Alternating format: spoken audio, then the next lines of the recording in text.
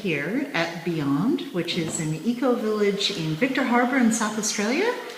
We're here for the king tides, and I'm here with Steve Wright, who is the developer here but has a history in coastal planning and a number of issues. And Steve, you were telling me, what is the point here that has the highest coastal impact in South Australia?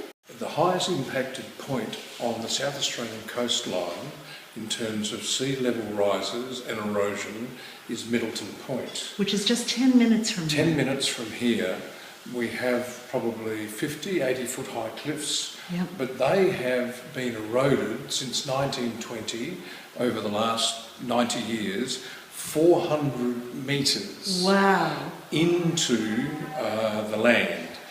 And there are houses on the edge which will, given the impact, be in serious jeopardy.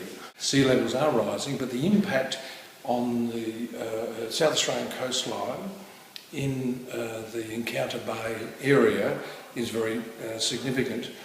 We have significant impacts where dunes along the Middleton, Goolwa foreshore, along Sir Richard Peninsula towards the Murray Mouth, and on Young Husband Peninsula have been eroded to the point where we really need to do massive regeneration of grasses to try and keep and to hold back what I think is inevitable given the global problems that we've got. But we are really feeling it here on the south coast of South Australia in such a significant way that affects the whole economy and the whole natural environment, let alone people's lifestyles in terms of what's happening. And you were saying you had, for example, a block of land right on the beach, but you and your family have chosen not to develop it in anticipation of this. And this development Beyond, which has won multiple awards and so forth, is a recognition of perhaps a better way of adapting. Yes, what we've done here, I did sell that block of land which was just in the hinterland, virtually faced onto the dunes. That was $1 million block, but I sold it because I thought, and not only I thought, based on the information, that land will be flooded. So I chose not to maintain that, but then put that back into other land here. We've planted 250,000 trees, native, indigenous, provident trees on this land, and most of the land is 17 metres above sea level. We're sitting here, where we're talking, on 26 metres above sea level, and lowest point is 7.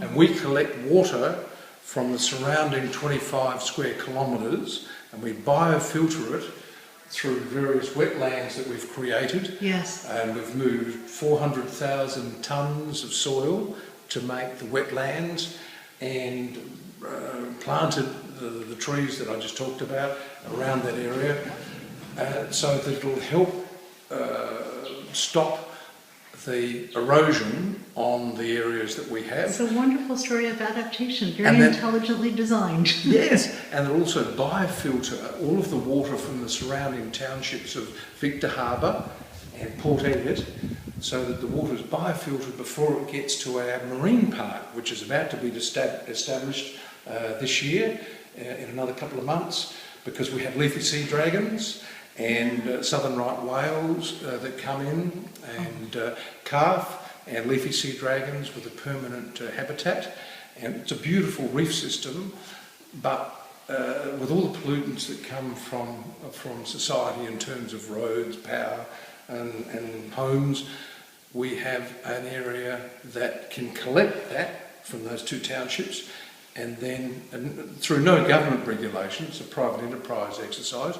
Our family, the Wright family, have done it because we're committed environmentalists, to create and set aside this 200 acres for greening, biofiltering the water that's collected in catchment areas, designed for a 100-year flood, designed for king tides, so that it can clean the water before it goes into the ocean. So we're making it better than what it was. Thank you very much. That was a wonderful South Australian story on Witness King Tides.